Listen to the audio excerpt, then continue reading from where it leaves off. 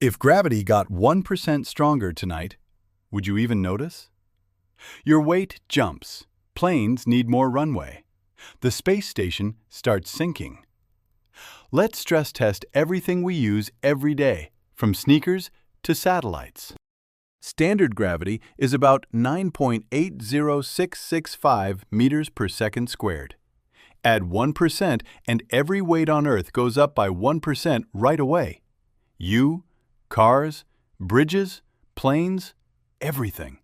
Nothing snaps at 9 in the morning.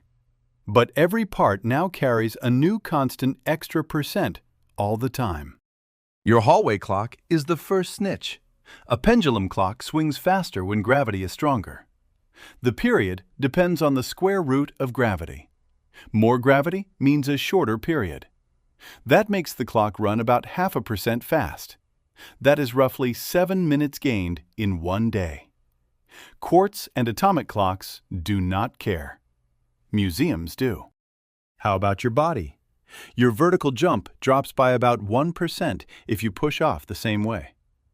A clean 30-inch jump becomes about 29.7 inches. You will not feel it as a crash in power. You will just be a hair lower at the peak. Runners also feel it. The cost to move your body per meter is tied to weight. 1% heavier means about 1% slower if your power stays the same. Put a famous name on it. Kelvin Kiptum's marathon record is 2 hours and 35 seconds. Add 1% to the effort needed and hold the same power. His time would drift about 72 seconds slower. It is tiny for one person. It is huge when you chase world records. Standing up, your head sits a little higher than your heart. Gravity pulls blood down. That head-to-foot pressure step is set by fluid density, gravity, and height. Make gravity 1% stronger, and that gradient ticks up by about 0.23 millimeters of mercury for a 30-centimeter head height. You will not notice. But that is your new baseline every time you stand. Let's go to planes. Wings need a minimum speed to make enough lift. That stall speed grows with the square root of weight. 1% more weight means about 0.5% higher stall and rotation speeds. So you rotate a little later. You accelerate a little longer. Margins at takeoff get thinner fast. Takeoff distance grows roughly with weight squared if air and thrust stay the same.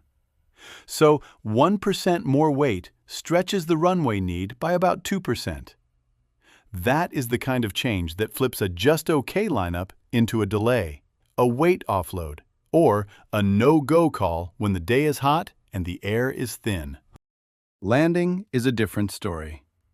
Airliner rules bake in a big buffer for landing on dry runways. There is a well-known 60% rule. That means you must be able to stop within 60% of the runway length available. So landing has fat margins. Takeoff does not. One-engine outclimb also runs on thin margins. That is where 1% hurts.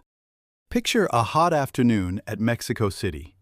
High field, long runway, thin air.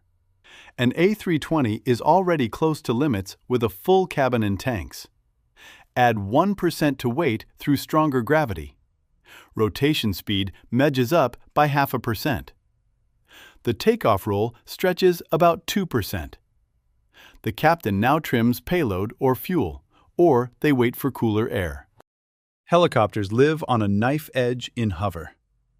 Out-of-ground effect hover ceiling is very sensitive to weight.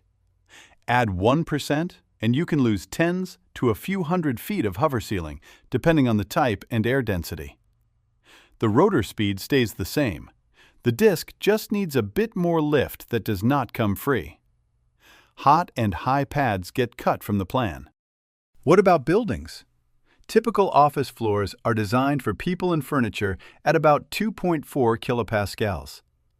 Design math often uses load factors near 1.2 for dead loads and 1.6 for live loads.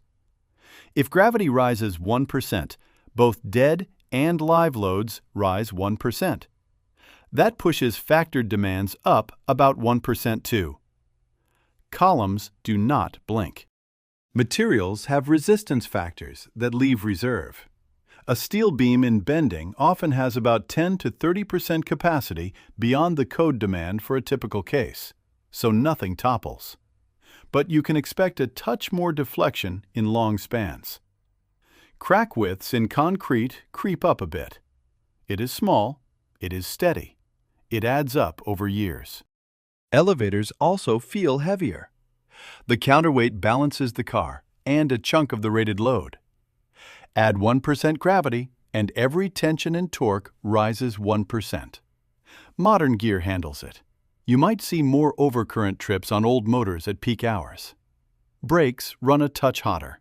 Nothing dramatic, just more wear per day. Bridges live with heavy trucks all day. Designs already expect monsters. With gravity up 1%, every truck is effectively 1% heavier. Fatigue details feel it most. Bearings, expansion joints, and rebar cover take the beating. Inspectors start finding cracks and spalls earlier in the life of the bridge. Not collapse, just a faster march to maintenance. Freight rail gets heavier too. A common heavy axle runs around 36 tons. Add 1% and you add about 360 kilograms per axle. Wheel-rail contact stress ticks up. Brakes run slightly hotter on grades. Crews and sensors watch for hot bearings and flats a little more often. Again, not a crisis, a steady nudge. Roads hide the spiciest math. Pavement damage scales hard with axle load. A classic test found about a fourth power effect. That means 1% more axle load makes around 4% more damage per pass. No extra trucks, no extra miles, just faster wear. Your city's 12-year repave plan now feels a season short. For distance running, expect a small but real slowdown. Studies show about 1% slower pace for a 1% jump in effective body mass for trained runners. So a 2% gravity bump likely slows elite marathons by about 1 to 2%. That adds 1 to 2 minutes on a 2-hour to 2-hour 5 race. Jumping takes a clear hit. Jump height depends on takeoff speed and gravity. If your takeoff speed is the same, height goes like 1 over gravity. 1% more gravity gives about 1% less height. 5% more gravity costs about 5% of your vertical. A 60-centimeter jump drops to about 57. High jump records would fall back in time. A 2.40-meter jumper loses around 5% in a 5% week. That lands near 2.28 meters. That is back to the late 1970s record level, overnight, with the same athlete. Pole vault is about energy. You store energy in the pole, and you must lift your mass by mgh.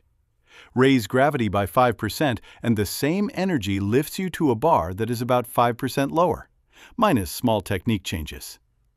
A 6.22-meter clearance becomes around 5.90 meters. Balls do not fly as far. A projectile falls faster under higher gravity. Also, the air near the ground packs a little tighter because the atmosphere gets squeezed. That makes more drag. A 110-mile-per-hour baseball at 28 degrees that might fly around 120 meters can lose 1 to 2% of range with 1% higher gravity and a touch denser air. Those wall scrapers die at the track. Bikes feel it too. On a velodrome, your normal force goes up with gravity. Rolling resistance is that force times a small number. More force means more losses. Even without fitness change, qualifying times slip by tenths. It feels like the track got sticky. Here is a weird upside. Tides get a bit smaller. The daily tide height in the simple model scales inversely with gravity. Raise gravity by 2%, and a 2-meter spring tide might shrink by about 4 centimeters. That is real, but small. But waves hit harder. Water is heavier now. When a storm throws a surge against a wall, the force is larger. So the slight help from smaller tides does not erase coastal risk. It only trims the daily swing by centimeters. Space feels the change at once. Low Earth orbit speed is the square root of the gravitational pull over radius. Increase Earth's pull by 1% and a circular orbit needs about 0.5% more speed. At 400 kilometers, that is about 7.67 to about 7.71 kilometers per second. If a satellite does not speed up, its path turns into an ellipse. The low point drops into denser air. Drag spikes. Decay speeds up. The International Space Station and many low Earth orbit birds would need quick reboosts. Launchers also lose a bit of payload to the extra gravity losses on the way up. So what actually fails first? Not most buildings. Code margins hold. The first cracks show in the optimized stuff. Airplanes on short runways. Elevators at peak load. Power lines sagging on hot days. Athletic records where inches matter. Those corners flip from just enough to just too much. Two kickers bring it home. Your wall clock races ahead by minutes a day. The space station needs a big push to keep up. And your local runway just got a little shorter for the same plane on the same day. A tiny gravity tweak is a silent wrecking ball. This is a thought experiment. Real designs vary. The pattern still holds. Still, the pattern is clear. The world we built fits the gravity we have. Nudge it by 1% and almost nothing fails on the spot. But many things age faster, run tighter, and need help sooner. That is the quiet cost of living in a heavier world. Thanks for hanging out with Whatmatic. See you next time for another You versus the Universe stress test.